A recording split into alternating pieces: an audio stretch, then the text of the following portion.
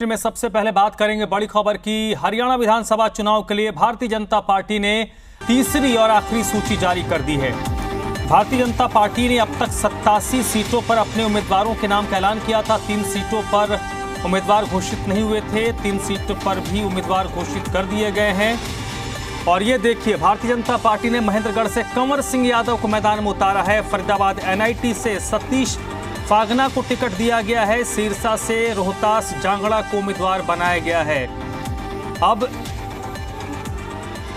सबसे बड़ी बात कि आज जो ये सूची जारी हुई है, ये भारतीय जनता पार्टी के अंदर एक नई लड़ाई को जन्म देगी।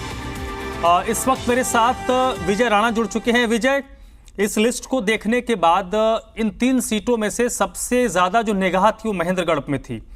महेंद्रगढ़ में रामविलास शर्मा को भारतीय जनता पार्टी ने अपना उम्मीदवार घोषित नहीं किया है। और आज जब उन्होंने नामांकन दाखिल किया, उस वक्त सांसद, केंद्र में मंत्री सब मौजूद थे, सबने बड़ी बड़ी बातें की। आपको लगता है कि नया विवाद आज से हरियाणा भाजपा में शुरू होगा?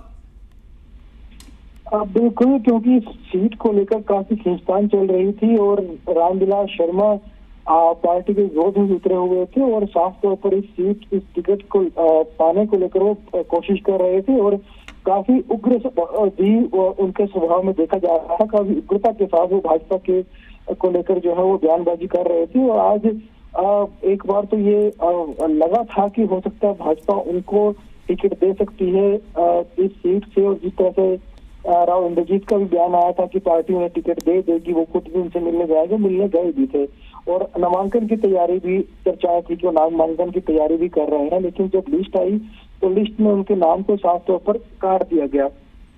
तो एक यादव समुदाय से आने वाले एक नेता को टिकट दिया गया है भाजपा की ओर से। और हम इसके बारे में कल बात कर भी रहे थे जब महेंद्रगढ़ की लेकर चर्चा हो रही थी। तो क्योंकि उस सीट से कांग्रेस की ओर से पहले राव दान सिंह विधायक बने थे और फिर राव दान सिंह को ही टिकट कांग्रेस ने दिया है। और यादव बहुल इलाका भी है, हालांकि ब्राह्मण वोट बैंक भी वहां पर अच्छा खासा है, लेकिन यादव वोट बैंक भी अच्छा है। तो हम जिस तरह से कल इस बारे में बातचीत कर रहे थे और आज उस टिकट में वो देखने को मिला है कि एक यादव को मौका दिया है इस बार भाजपा ने और रामविलास शर्मा की टिकट काटी है। हालांकि एक ब्राह्मण नेता की टिकट काटने से उनके समुदाय में क्या असर पड़ेगा भाजपा के ऊपर कुछ जाएगा, वो देखने वाली बात होगी। लेकिन कहीं ना कहीं सीनियर नेता को जिस तरह टिकट उनका काटा गया है और पहले ये भी कयास लगाया जा रहा था कि हो सकता है रामविलास शर्मा का जितना कद है, जितने पुराने वो नेता हैं, उनका टिकट भाजपा नहीं काटना चाहेगी। लेकिन अब जो है उनके टिकट को काट दिया गया है और ये एक बड़ी खबर है, बड़ी बात है कि सीनियर नेता के टिकट को काटा गया है। और फिलहाल रामविलास शर्मा का क्या आगे कदम रहता है, क्योंकि कल का दिन आखिरी दिन है नामांकन भरने का और वो क्या निर्दलीय चुनाव लड़ने की ओर बढ़ सकते हैं या किस तरह से वो अब आगे अपना कदम उठाएंगे, देखने वाली बात होगी। लेकिन भाजपा ने अपना विचार मंथन करने के बाद जिस तरह से ऐसा लग रहा था कि अगर रामविलास शर्मा को टिकट नहीं देती है भाजपा तो शायद किसी यादव को वहां से उतार सकती है। भाजपा ने इसी रणनीति के तहत काम भी किया है। जी, सिरसा से भी भारतीय जनता पार्टी ने अपने उम्मीदवार को उतार दिया है। इसका मतलब कि गोपाल कांडा की पार्टी से कोई प्री पोल अलायंस नहीं होगा, सारी संभावनाएं खत्म हो गई हैं। बिल्कुल, ये दूसरी बड़ी खबर इस लिस्ट में आई है, क्योंकि शायद अलायंस की वजह से ही सिरसा सीट को रोका गया था अभी तक।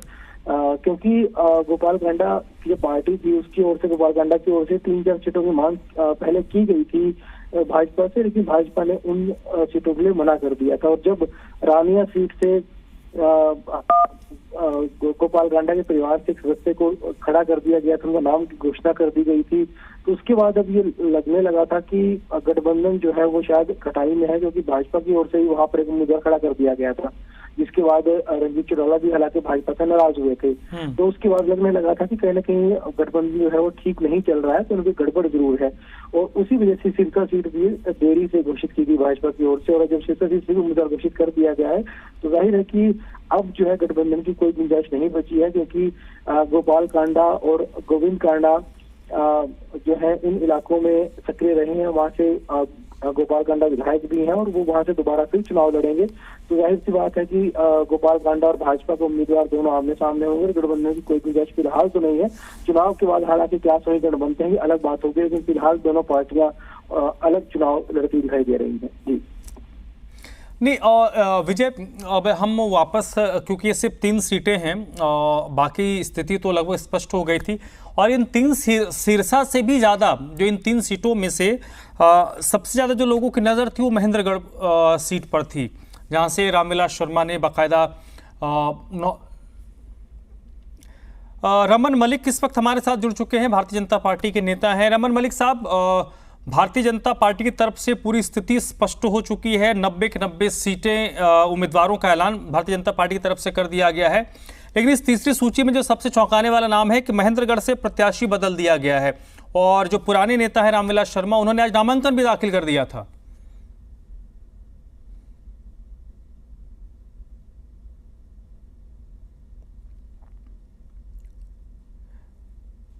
रमन मलिक जी, आपको आवाज आ रही है?